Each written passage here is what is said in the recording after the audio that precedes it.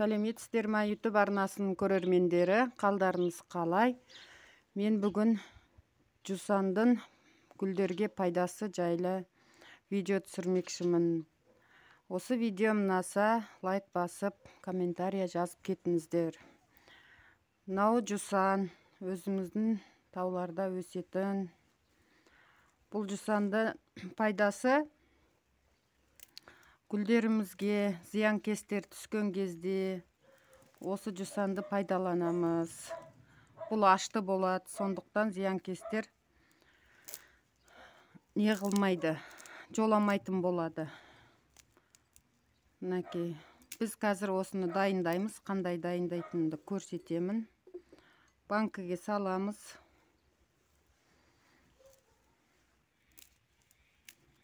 Банкіге салып, қайнаған су құйып, бетін жауып қоятын боламыз. Кейін ол суып, дайын болған кезде сүзіп аламыз да гүлдерімізге су пүркетінмен шашатын боламыз. Осылай салып, қайнаған суымызды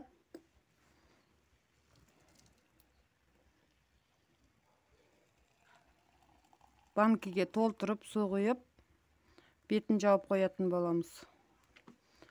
Иісі күшті шығып тұр.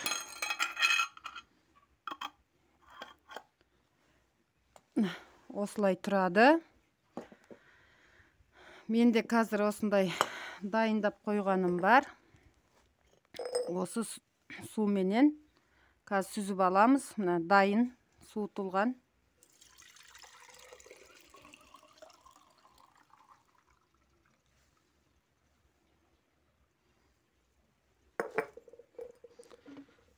Сүзіп алғандан кейін осындай су шашатындарымызға құйып, суға араластырамыз.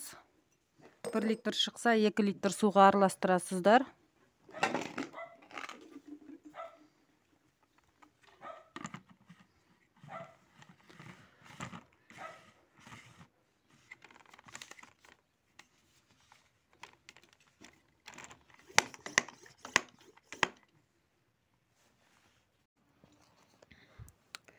Мінекей, кімде олеандр гүлі бар, осы олеандр гүліне сіре түседі деп жатырсыздар, иә. Осы олеандр гүлімізде осы жусандан дайындалған сумен сеуіп шығыңыздар. Менде негізі мынандай абителон гүлінде сіре көп түседі. Өйткені онда ұшатын зиянкестер бар. Бұны суды жапырағына ғана шашып қоймай, топырағына да суын құятын боламыз. Мына абителон гүлі. Осы абителон гүліне жапырақтарына ұшатын ақ-ақ кішкентай зиянкестер жүреді. Жапырағын, сіресін шығарып, жеп, содан жапырақтар сарғай түсетін болады бұл гүлін. Осы гүліме де осы